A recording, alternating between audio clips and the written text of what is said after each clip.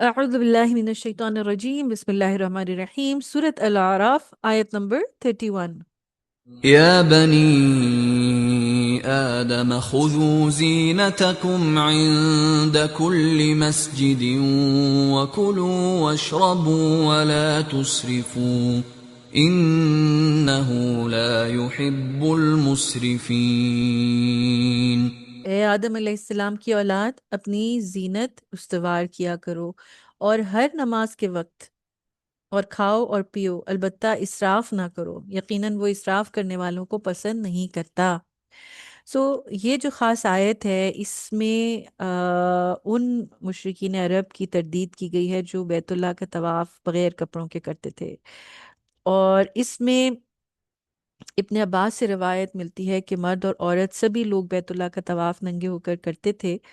اور مرد دن میں اور عورتیں رات میں۔ تو اللہ تعالیٰ نے یہ آیت نازل فرمائی۔ اس آیت اور اس کی ہم معنی احادیث کے پیش نظر نماز کے وقت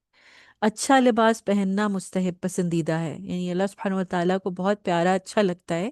کہ جب نماز کے ٹائم اچھا لباس پہنا جائے، خاص طور پر جمعے اور عید کے دن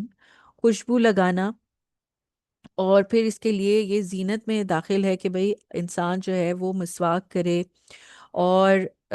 اس کے ذریعے سے زینت کی تکمیل ہو جاتی ہے، جبکہ انسان پوری اپنا اورل ہائیجین کا خیال کرے، اپنی جسمانی ہائیجین کا خیال کرے۔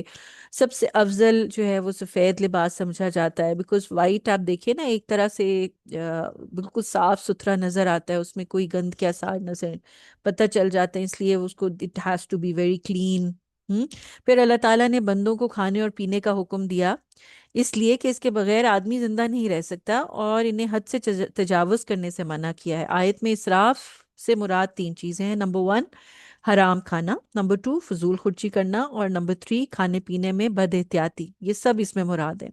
فضول خرچی اللہ تعالیٰ کے نزدیک بہت مقبوض صفت ہے، یعنی اللہ تعالیٰ کو اس پر بہت غصہ چڑھتا ہے کہ اگر فضول خرچی کی جائے، اور انسان کو محتاجی تک یہ چیز جو ہے وہ پہنچا دیتی ہے۔ اور کھانے پینے میں بد احتیاطی تمام بیماریوں کی جڑ ہے۔ نبی کریم صلی اللہ علیہ وسلم نے فرمایا کہ آدمی اپنے پیٹ سے زیادہ کوئی برتن نہیں بھرتا ہے۔ ابن آدم کے لیے چند لقمے کافی ہیں جو اس کی پیٹھ کو سیدھی رکھیں، اور اگر اتنا ہی ضرورت ہو تو 1/3 کھانے کے لیے، 1/3 پینے کے لیے، اور 1/3 سانس لینے کے لیے، رائٹ؟ سو یہ صحیح حدیث ہے جس سے ہمیں پتہ چلتا ہے کہ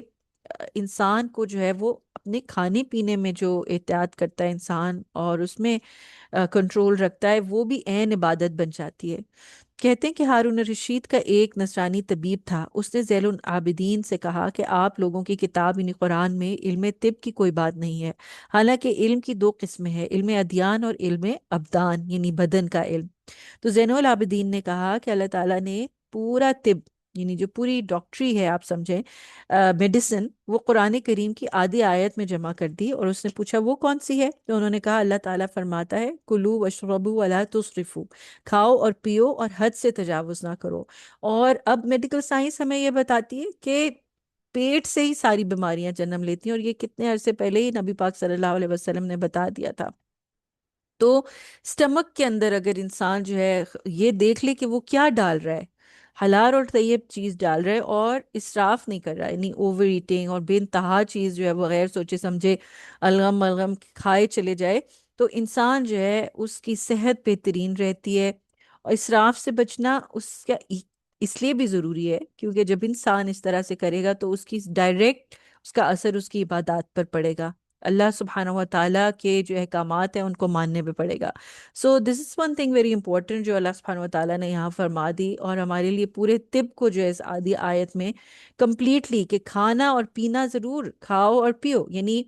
اپنے ہنگر اسٹرائک پہ چلے گئے، اور کئی لوگ کیا کرتے ہیں وزن کم نہ کرنے کے پیچھے بالکل کھانا پینا ترک کر دیتے ہیں اور بالکل ہلکان ہو جاتے ہیں، یا ایسی دوائیاں کھاتے ہیں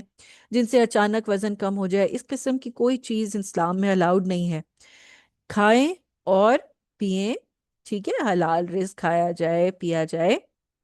لیکن اسراف سے بچا جائے، انتہا میں نہ جایا جائے، حلال چیز ہی رہے، حرام کی طرف نہ جایا جائے، ایکسیسو ایٹنگ وہ نہ کی جائے، ٹھیک ہے۔ اور پھر یہ کہ خراب چیز جو طیب نہ ہو، جو صاف نہ ہو، اس کی طرف نہ ملان ہو، صاف ستھری پتہ ہو کہ کس طرح سے اس کو گرو کیا گیا ہے، کس طرح سے اس کو حلال کیا گیا ہے، یہ ساری چیزیں جو ہیں وہ نیوٹریشنل چیزیں، اس کے اوپر سوچا جائے، غور کیا جائے، اور ان شاء اللہ تعالیٰ اس طریقے سے جو ہے وہ انسان نہ صرف اپنی دنیا اچھی کر لیتا ہے بلکہ اس کی آخرت بھی اچھی ہو جاتی ہے، صرف اپنے کھانے اور پینے کے اوپر دھیان دینے سے اس کی عبادات، اس کی فزیکل ہیلتھ، اس کی مینٹل ہیلتھ، اس کے ریلیشن شپ، ہر چیز بہتر ہو سکتے ہیں۔ اللہ سبحانہ و تعالیٰ کی آیات کے ذریعے سے ہم اپنی زندگی کے ہر ایریا میں جو ہے وہ کامیابیاں حاصل کر سکتے ہیں۔